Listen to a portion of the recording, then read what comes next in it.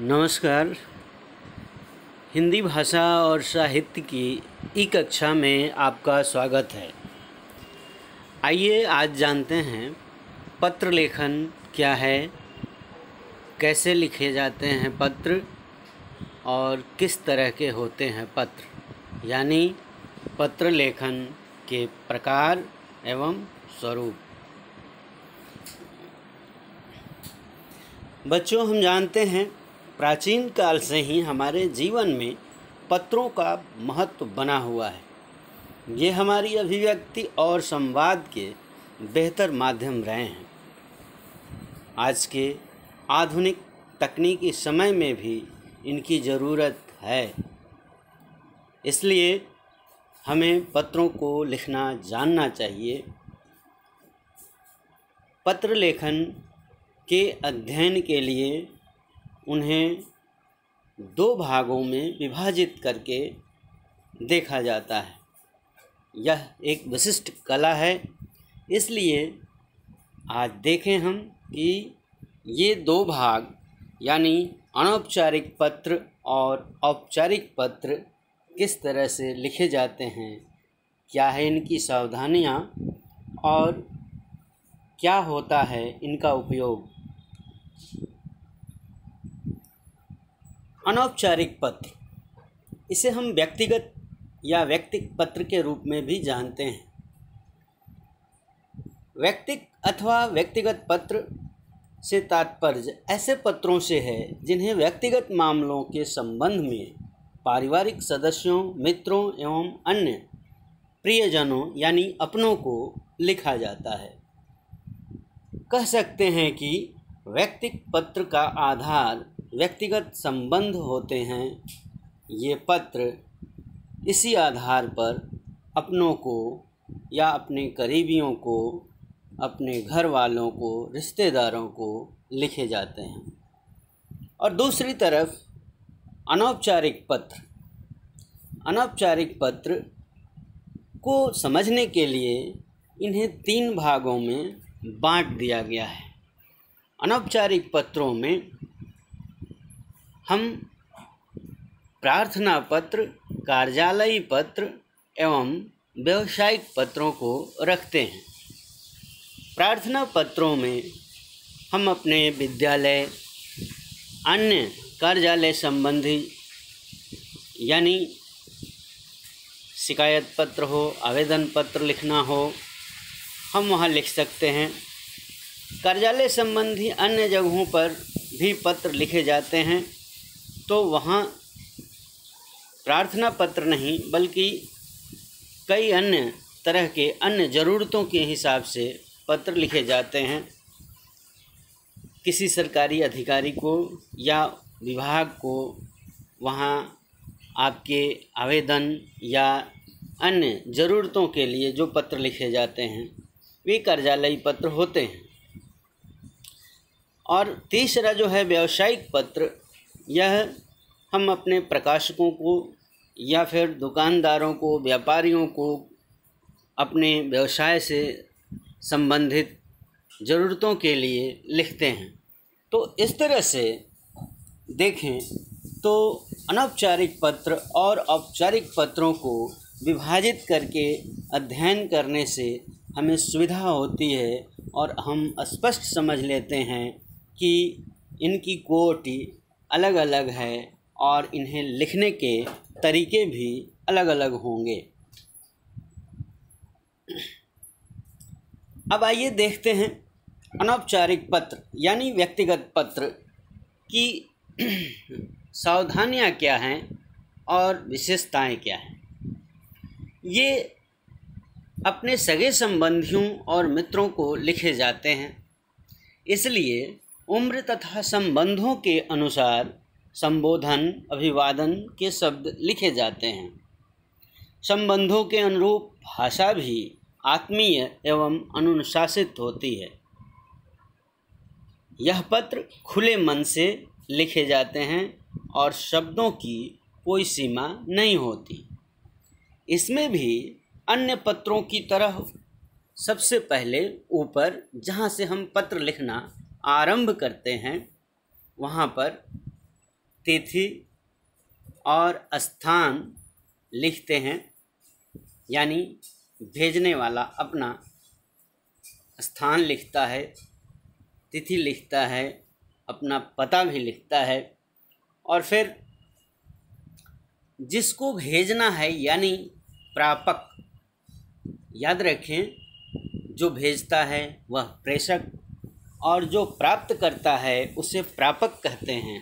तो प्रापक को सबसे पहले संबोधित करते हैं उम्र के अनुसार या संबंधों के अनुसार। इसके लिए हम शब्द चुनते हैं और फिर अभिवादन करते हैं संबोधित करते हुए, और फिर पत्र में हमें जो लिखना होता है अपनी बातें, अपने मन की बातें, अपनी ज़रूरत की बातें, उसे हम विस्तार देते हैं ज़रूरत के हिसाब से, और फिर अंततः अपने कुशल क्षेम जानते हुए, जानने की कोशिश करते हुए और अपना बताते हुए, अंततः अभिवादन करते हुए नीचे हस्ताक्षर करते हैं और फिर पत्र समापन होता है।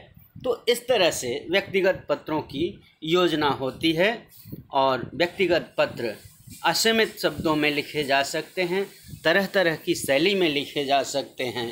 इसमें लिखने वाले के ऊपर निर्भर करता है कि वह कितना निपुण है, उसकी भाषा कितनी अच्छी है, वह अपनी अभिव्यक्ति को कितना सुंदर तरीके से, कितने स्पष्ट और मार्मिक रूप में व्यक्त कर पाता है। तो इसलिए ये जो होते हैं, इन पत्रों का स्वरूप पुस्तकों के रूप में भी हो सकता है और एक छोटे से पन्ने के माध्यम से भी इसे लिखा जा सकता है। इसके विपरीत अनौपचारिक पत्रों के ठीक विपरीत औपचारिक पत्र होते हैं। जैसा कि मैंने आपको बताया कि औपचारिक पत्रों को 3 खंडों में बांटकर अध्ययन किया जाता है। तो इसमें हम देखें कि इनके जो अंग होते हैं, यानी सबसे पहले हम क्या लिखते हैं। सबसे पहले औपचारिक पत्रों को लिखते समय पत्र प्रापक का पद नाम तथा पता होता है। इसके बाद विषय होता है कि आप किस संदर्भ में लिखने जा रहे हैं, और उसे केवल एक ही वाक्य में संकेत के रूप में लिखते हैं। फिर संबोधित करते हैं, जैसे महोदय, माननीय आदि, और फिर विषय वस्तु 2 अनुच्छेदों में लिखते हैं, यानी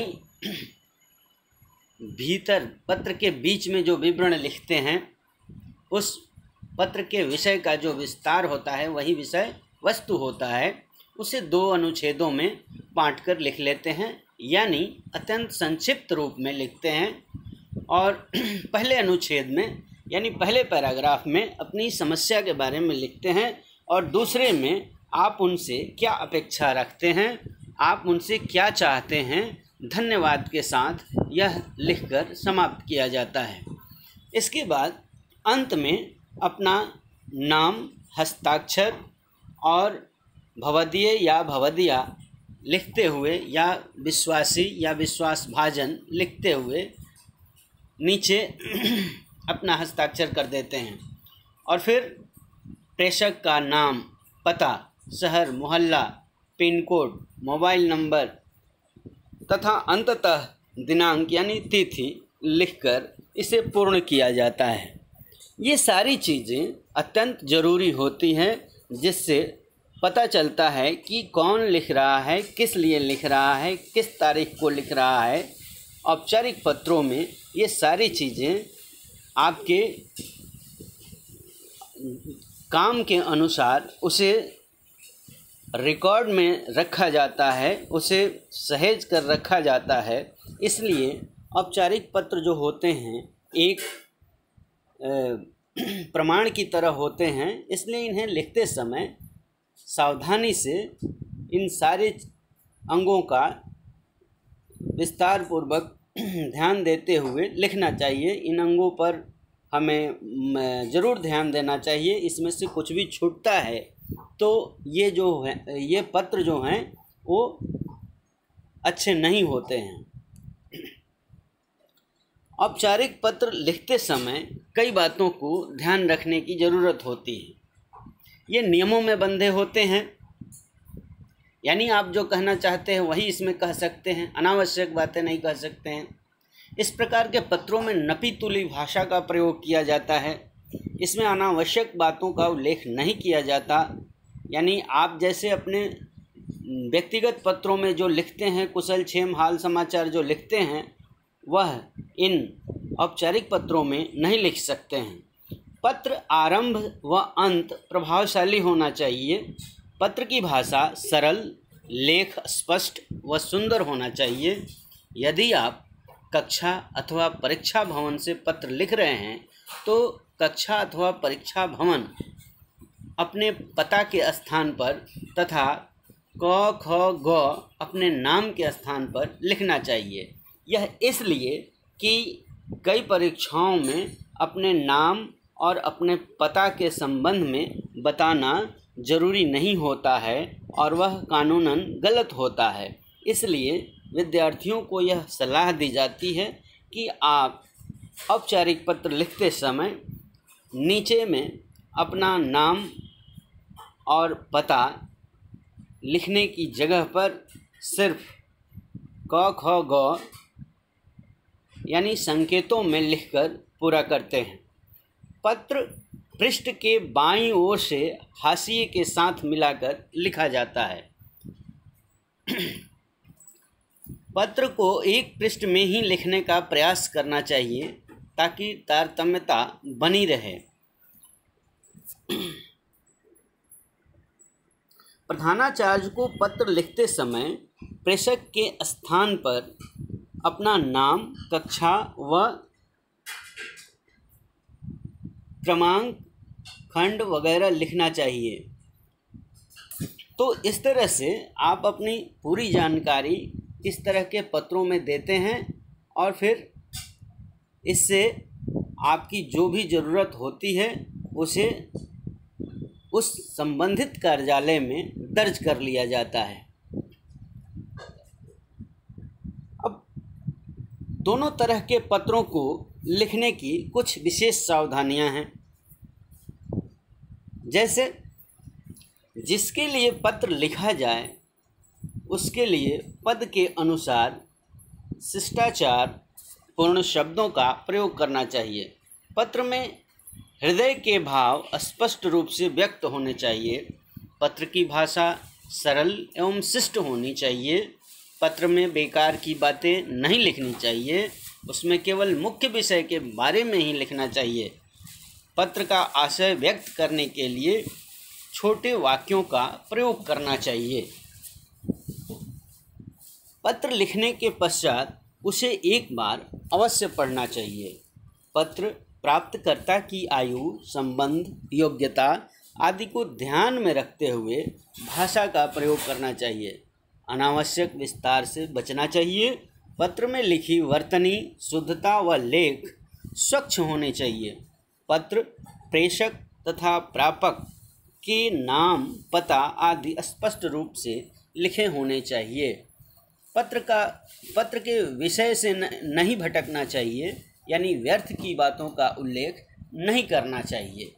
तो इस तरह से आपको यह अंत में मैंने इसलिए बताया कि दोनों पत्र यानी औपचारिक हों या अनौपचारिक हों, उन दोनों में कुछ सामान्य जो सावधानियां होती है उस पर ज़रूर ध्यान देना चाहिए।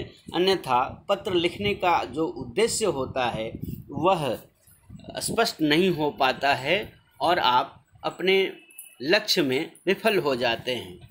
तो मुझे लगता है कि अब जब भी आप पत्र लिखेंगे तो सबसे पहले आप विचार करेंगे कि आपको कौन सा पत्र लिखना है, यानी किस कोटि का पत्र लिखना है। क्या आपको अनौपचारिक पत्र लिखना है या फिर अनौपचारिक पत्र लिखना है, और फिर जो पत्र लिखना है उसके अनुसार ही आपको सब कुछ तय करना होता है, यानी उसका प्रारूप बनाना होता है, और फिर सावधानीपूर्वक अपने स्पष्ट और सधे हुए शब्दों में पत्र को लिखकर अपने कार्य को पूर्ण करना होता है। तो इस तरह से जब भी आप पत्र लिखें तो इन सारी बातों को ज़रूर ध्यान में रखेंगे। मुझे उम्मीद है कि पत्र लेखन में यह वीडियो आपका बहुत सहयोगी होगा। तो आप इसे ध्यान से सुनें और बार बार सुनें और फिर उपयोग करें। बहुत बहुत आभार, आपका बहुत बहुत धन्यवाद।